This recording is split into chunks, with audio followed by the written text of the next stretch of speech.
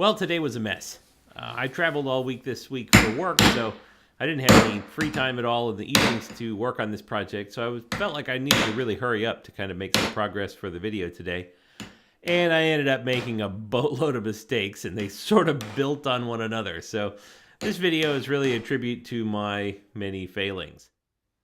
At the end of the day, though, I think we got to a good spot, certainly got some stuff done, and we'll be ready to start assembly next week.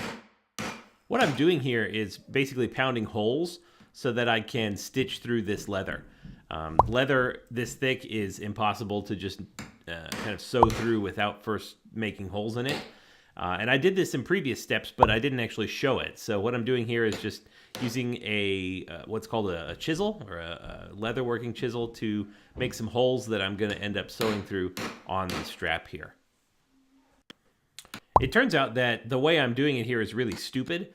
The green mat that's in front of me is one for cutting on, not really so much for pounding on, and I knew that, but it didn't occur to me that this was the wrong approach until I'd done it for a little while.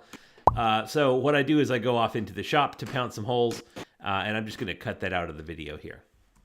The problem here is that the chisel can't actually make it all the way through because the green mat is stopping it. So it kind of defeats the purpose of hammering through the leather in the first place. So I ended up making my mat nice and ugly. That'll heal over time. And sort of banging my desk up a little bit. But, you know, what are you going to do?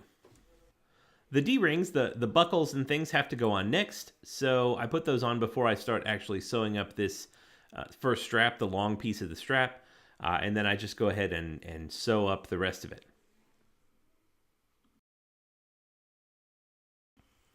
This part's not super interesting.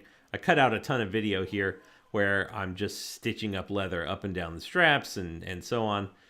So I've cut that out for your viewing pleasure. I was a little excited for this next step because I've got this product that I found on the internet. It's an edge paint from a company called Giardini. I don't know if that's how you're supposed to say it, but it's pretty great. It works really sort of amazingly well. If you aren't an idiot like I am. Turns out that I just tried to go too fast here. So this first coat is kind of a base coat. It's a sort of a primer that you put on, so it looks white. It dries kind of clearish. And then over the top of it, you actually put the color. And I'm going to put a red color on here to match the bag. But you can see there's a lot of stupid things here. So I've got that D-ring on there that you can see I'm trying to paint around, and it's just not working. And then I try to move it back, and I mess up the paint, and it was just super frustrating to actually get through this. And if I'd have been thinking through it instead of rushing through it, I would have done it in a different order and ended up getting a lot better results. But such is life. In the end, it turns out looking great. There are a few imperfections, but there are imperfections in every process, particularly mine. And keep in mind, I'm making this bag as kind of preparation and practice for the next one that I'm going to be making. Here I'm headed back to the shop to make some more holes. So this is the short end of the strap that I'm working on here. And I'm going to use a leather groover to cut channels for the threads to go in. It turns out that I end up putting the buckle on upside down here. So the ugly side is facing out instead of in. It was just one thing after another in this project today. But in the end, it ended up looking pretty good. The other thing I wish I'd done here is gotten hardware that was a little bit bigger. For some reason, the straps that I ended up cutting were slightly wider than the straps on the original bag. And the hardware that I ordered ended up being just exactly about the right same size. I ordered it that way on purpose. But because the straps were a bit wider, things were a little bit tighter than I wanted them to be. I wanted to include some video of putting the red edge paint on.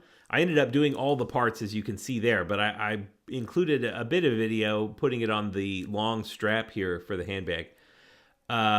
What you can see is it's really striking. So I think the red is going to look really good against the black, and I ended up using yellow thread here. So it's kind of a red, yellow, black kind of thing. I think it's going to look great. I still haven't figured out exactly how to put this stuff on so that it looks good.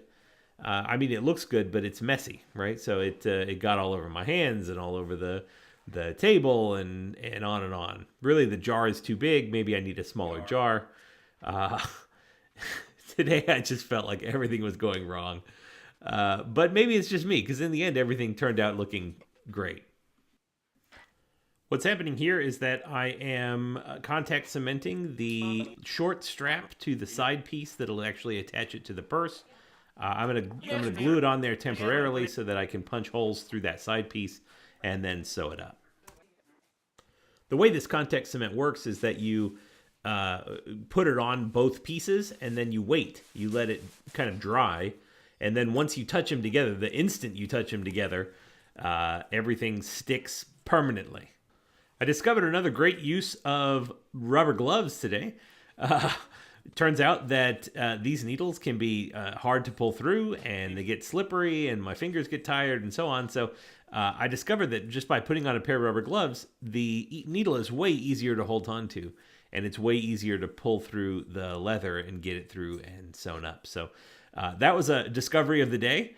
And at the end of the day, everything seems to have turned out pretty good. Got everything sewn up.